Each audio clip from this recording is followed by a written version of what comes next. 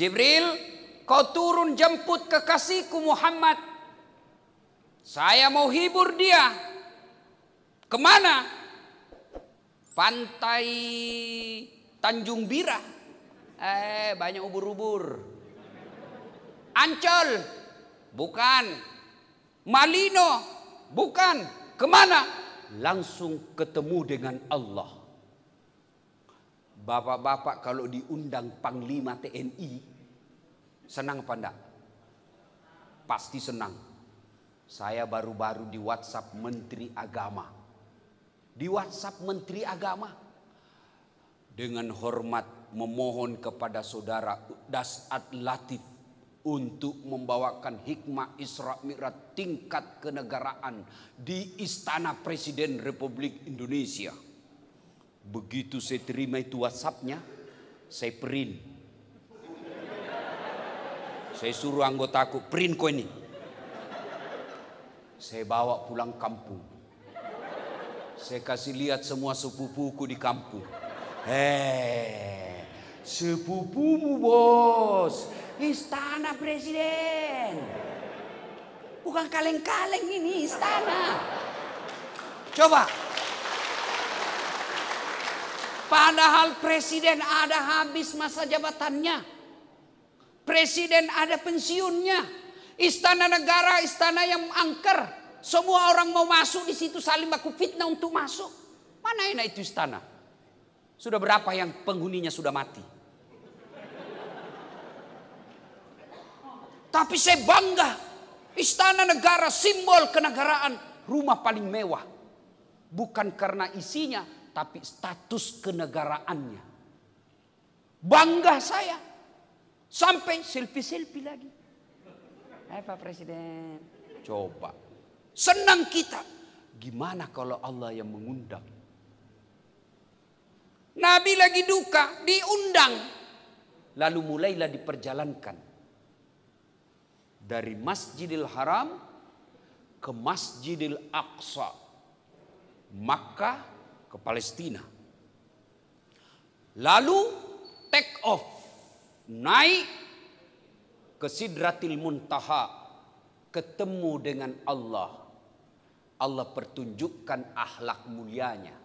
Biasanya saya bertamu ke rumahnya Pak Jenderal Beni. Saya dulu yang ketuk pintu. Assalamualaikum Jenderal. Tapi ini Allah yang memberi salam lebih awal kepada Nabi. Dengan mengucapkan Assalamu alayka ayyuhan nabiyyu wa rahmatullahi wa barakatuh. Nabi menjawabnya Assalamu alayna wa ala ibadillahi salihin. Ashhadu alla ilaha illallah wa ashhadu anna Muhammadar Rasulullah. Terjadi dialog. Menunjukkan perlakuan istimewa Allah kepada Rasulullah Muhammad sallallahu alaihi wasallam. Lalu setelah melakukan perbincangan, Rasulullah mengajukan proposal. Permintaan. Ya Allah, umatku ini kecil-kecil, umatku ini pendek-pendek umurnya, kasihlah hadiah istimewa buat umat saya. Lalu Allah menyambut proposal itu. Muhammad, aku terima permohonanmu, aku berikan kau hadiah, yaitu sholat 50 kali sehari semalam. Yang belum pernah aku berikan sebelummu. Nabi bersenang hati. Turun ke langit ketujuh. Tidak ada masalah. Ya Muhammad, ada oleh-oleh apa dari Allah untuk umatmu? Alhamdulillah Musa, saya diberi hadiah oleh Allah sholat 50 kali sehari semalam. Kata Nabi Musa, berapa bos? 50 bos. Bukan kaleng-kaleng ini, 50. Kata Nabi Musa, enggak salah mas bro. Jangan lagi kau cari dalam kitab bahasanya begitu.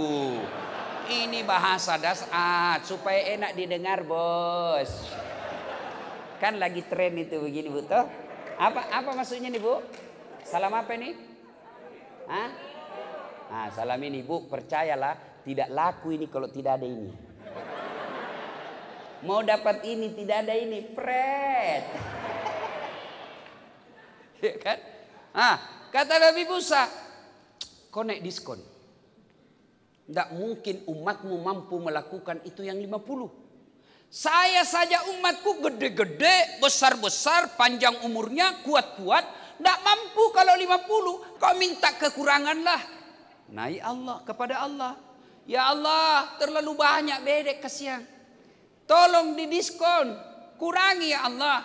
Dengan maha pengasihnya Allah. Oke, Muhammad, aku kurangi menjadi 45. Turun lagi. Nabi Musa, berapa Pi? 45. Boh, masih banyak. Kau naik lagi minta kekurangan. Naik lagi. Masih banyak ya Allah. Oke, kukurangi lagi 5. Tinggal 40. Masih banyak. Mondar mandir setiap kali naik dikurangi 5. Terakhir kali tinggal 5. Nabi Musa, bagaimana? Tinggal 5 bos. Masih banyak itu. Tidak bisa. Nampaklah kecerdasan Nabi. Setiap kali saya naik dikurangi 5. Sekarang tinggal 5. Kalau saya naik lagi, tidak ada, sudah saya bawa pulang.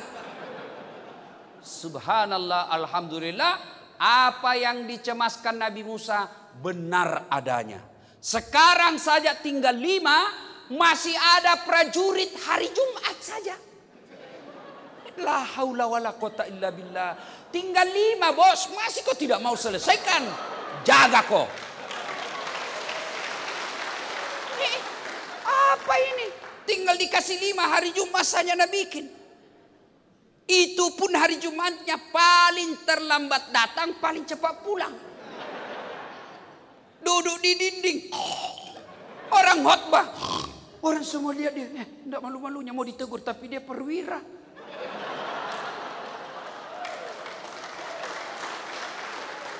Mana ada yang berani ditegur, Pak? Perwira ngorok. Begitu bangun, mesti apa ini? Tidak ada khotbahnya. Bukan mesti apa, kau yang tidur. Nah, akhirnya tinggal 5. Ibu bapak bisa bayangkan bagaimana seandainya jadi 50. Kalau jadi 50, saya yakin Pak Jenderal Beni tidak akan bisa menjadi jenderal. Kenapa? Sholat aja di kerja, Pak.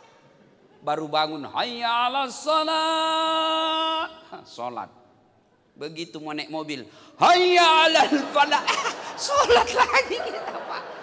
Alhamdulillah tinggal 5. Maka bos, selesaikan itu yang tinggal 5. Alhamdulillah lagi, meskipun tinggal 5, nilai keutamaannya dengan pengasih penyayangnya Allah tidak mengurangi yang 50 itu. Poin pertama, nilai Isra Mi'raj. Ada masalahmu, Allah kasih kau hadiah menyelesaikannya itu, sholat. Nabi lagi berduka. Apa Allah perintah puasa? Tidak. Apa Allah kasih hadiah haji? Tidak. Apa Allah kasih perintah zakat? Tidak. Apa yang Allah kasih? Muhammad, kau sholat. Sholat kau. Kalau kau lagi berduka, ada masalahmu, kau sholat.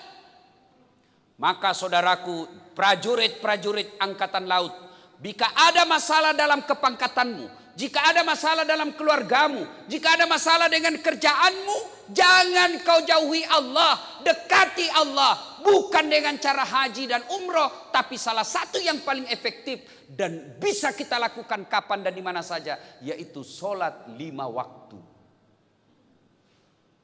Mana ada prajurit tidak ada masalahnya? Nih. Muka penuh masalah semua ini. Tolong angkat tangannya yang tidak ada kreditnya. Tolong angkat tanganmu yang tidak ada kreditnya. Muka-muka kreditur semua ini, Pak. Mana?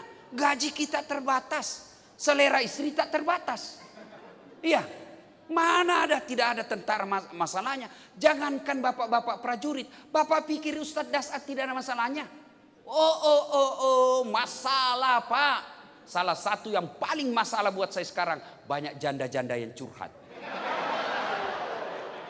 Benar Jenderal, banyak. Ustadz, saya ini penuh masalah dalam hidup Ustadz. Saya butuh bimbingan Ustadz. Baiklah, saya akan bimbing ibu melalui WhatsApp, silahkan. Tapi saya mencari imam Pak Ustadz. Saya ingin imam dalam hidupku. Saya bilang mohon maaf ibu, saya bukan imam, saya khotib.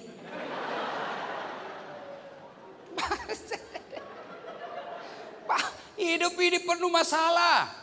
Contoh. Ada rumah tangga romantis.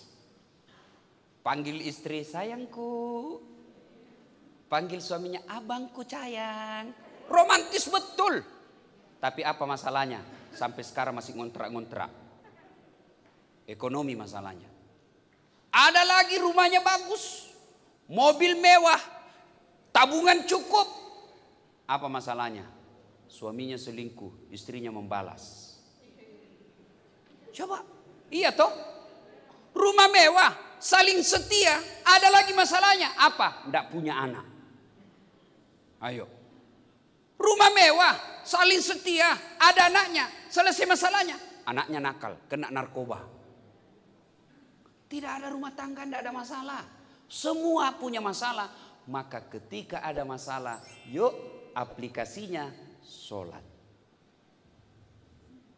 Saya sudah sholat Ustadz. Kenapa masalah rumah tangga aku tidak mau selesai? Betul ibu bapak sholat tapi tidak ikhlas. Hayya 'alas sholat. Sholat lagi. Barusan kita duhur. Tidak ikhlas. Saya sholat Ustadz. Betul bapak sholat. Tapi sholatnya tidak sesuai yang diajarkan Nabi. Dia sholat tapi pikirannya kemana-mana. Allahu Akbar. Tadi duit 100.000, beli pulsa 50.000, beli coto 30.000. Mana yang 20.000 ya? Allahu Akbar, belum dia dapat. Sami Allahu liman hamidah, di mana aku simpannya? Bapak ketawa karena membayangkan diri sendiri toh. Saya sholat Ustadz, betul sholat, tapi bapak sholatnya main-main. Allahu Akbar. Bismillahirrahmanirrahim.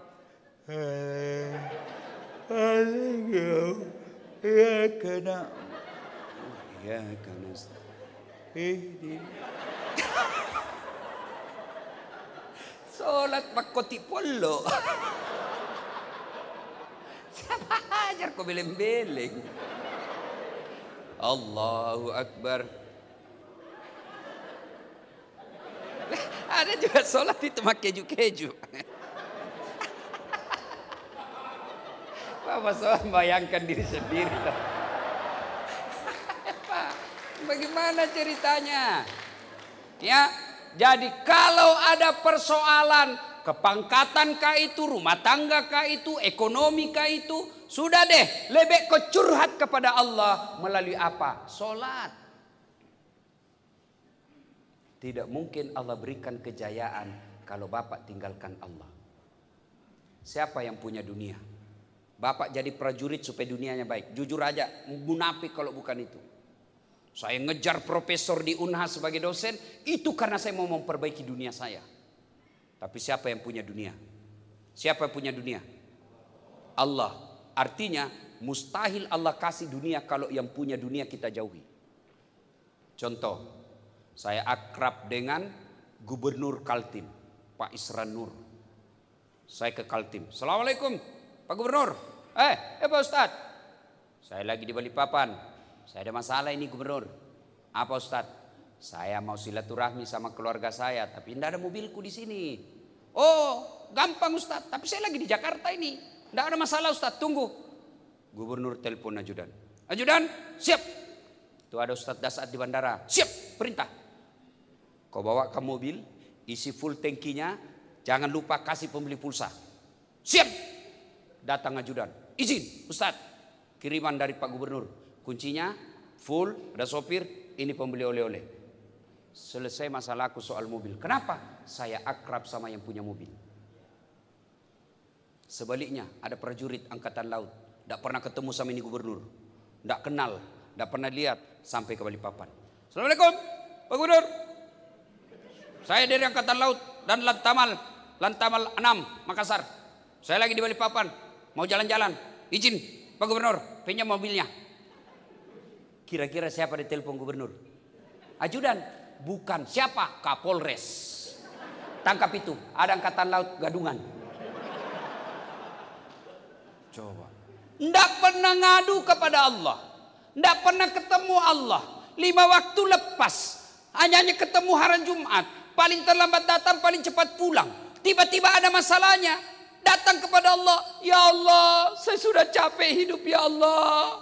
Ya Allah, saya sudah capek hidup ya Allah. Malaikat, Allah panggil malaikat, karena dia sudah capek hidup, cabut nyawanya.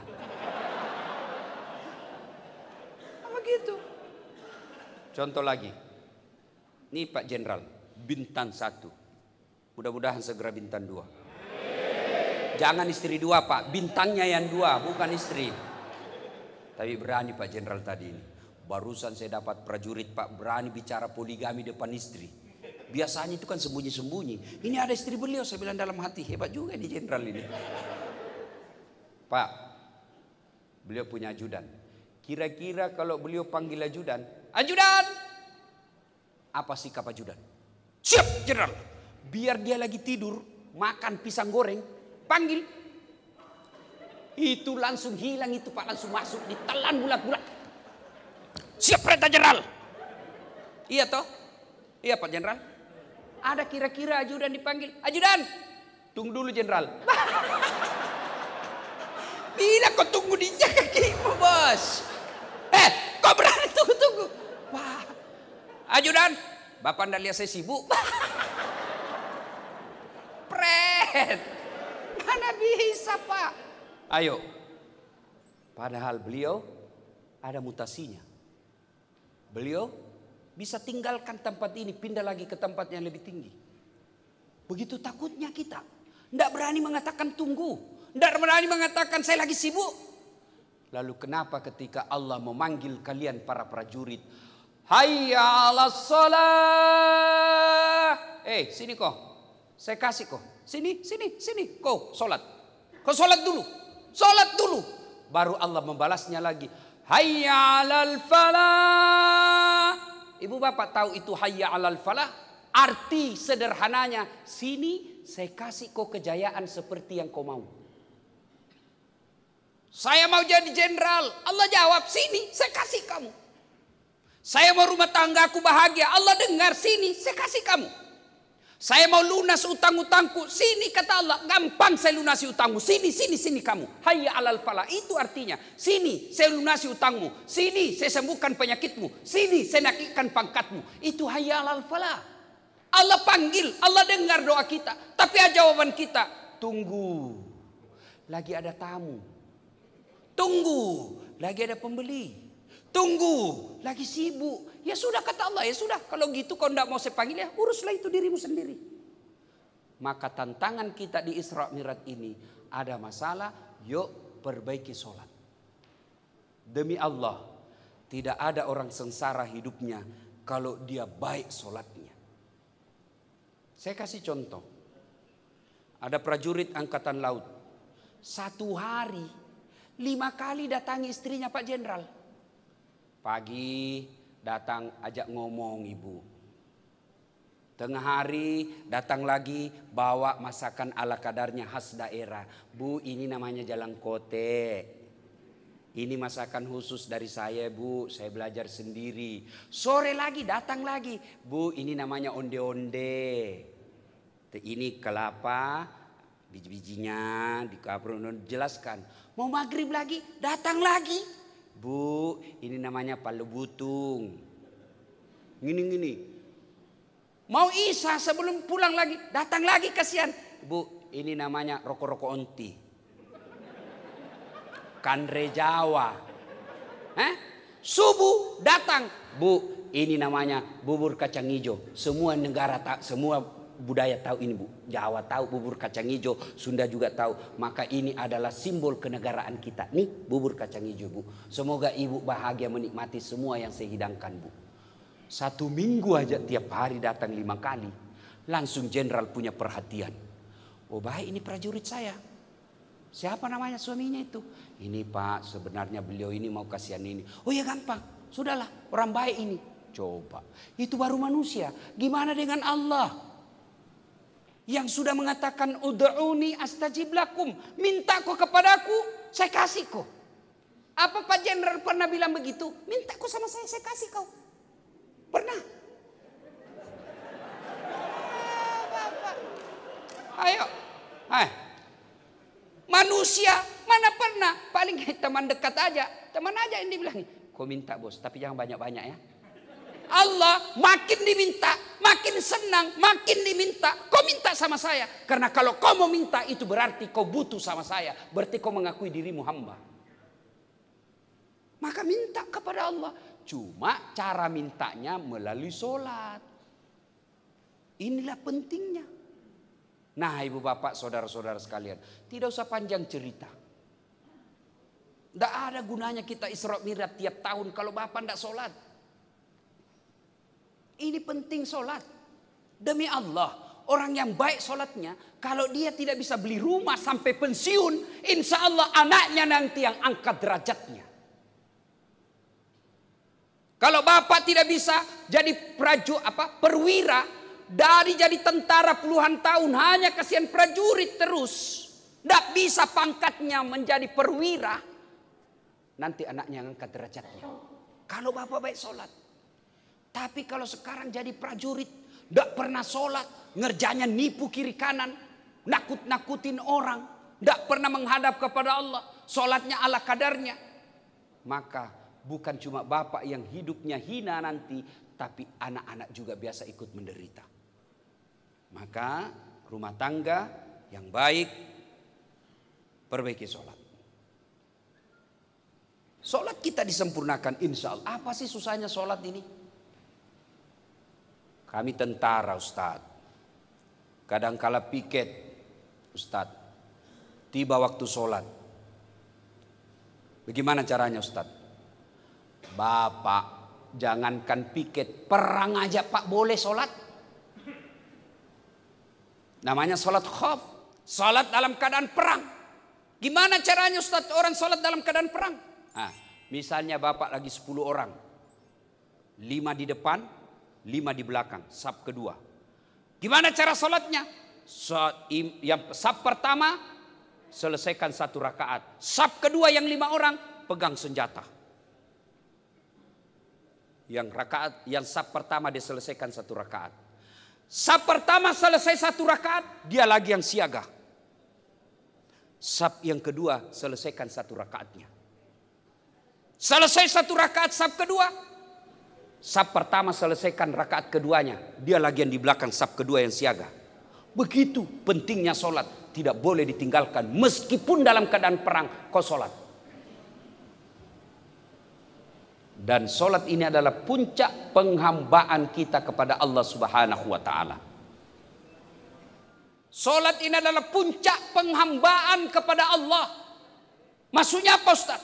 Coba lihat. Puasa. Boleh puasa sambil dengar lagu. Lagi lapar. Daripada menghayal kiri kanan, putar lagunya Umi Rama. Mengapa minuman itu haram? Karena merusak kepikiran. Mengapa berjudi juga haram? Karena merusak keuangan. Mengapa semua yang asik-asik itu diharamkan? Mengapa semua yang enak-enak juga diharamkan? Jawabannya, itulah perangkap setan, umpannya ialah bermacam-macam kesenangan. Jangan lupa like and share. Itu Pak. Boleh Bapak lagi puasa dengar musik. boleh. Bapak lagi tawaf, boleh sambil dengar musik. Ya Nabi salam alaika, ya Rasul salam, salam alaika. Boleh. Bapak lagi sa'i, boleh dengar lagu. Ilahi salimil ummah minal afati wan ni'mah wa min hamdi wa min ummah bi ahlil badri ya Allah. Semua salatullah mullah ala toha rasulillah, salatullah salamullah ala yasin habibillah. Boleh sambil haji salawat dengan musik seperti itu, boleh. Ibu bayar zakat, boleh sambil nyanyi. Ibu sambil haji sambil dagang, boleh. Puasa sambil dagang, boleh. Bayar zakat sambil dengar musik, boleh. Tapi ketika ibu sholat, tidak boleh ada kegiatan latih. Inilah puncakmu kau menghambakan diri kepada Allah, sembah Tuhanmu. Maka sholat tidak boleh ada kegiatan lain. Mana boleh kita sholat? Allahu Akbar. Begadang, jangan begadang. Mana bisa. Langsung dia bilang, sudah lama ini ustaz sakit. Itulah pentingnya. Maka sholat ini puncak penghambaan. Haji boleh diwakilkan. Puasa boleh. Generasi kita ketika kita wafat ada udang, menurut sebagian pendapat ulama boleh digantikan oleh ahli warisnya. Tapi sholat tidak boleh. Saya malah sholat deh. Siap jenderal, saya yang ganti jenderal. Terserah jenderal mau diganti berapa rakaat jenderal. Nggak bisa mentang-mentang jenderal mau diganti sholat, nenekmu punya neraka. Inilah pentingnya sholat. Maka saudaraku para prajurit angkatan laut, mari tunaikan sholat. Sholatlah dengan sebaik-baiknya. Karena ini adalah puncak penghambaan kita kepada Allah Subhanahu wa Ta'ala. Ibu bapak saudara-saudara sekalian, banyak yang kita sampaikan, tapi waktu jualah yang membatasi kita. Prajurit angkatan laut katanya begini motonya. Di laut kita jaya. Di darat kita buaya. Di rumah tak berdaya.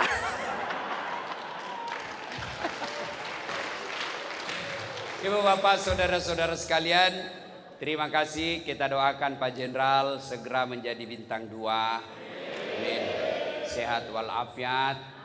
Teman-teman prajurit angkatan laut yang ada utangnya segera Allah lunasi. Yang suaminya bandel, Allah berikan suami yang soleh. Suami yang takut sama istri, dijadikan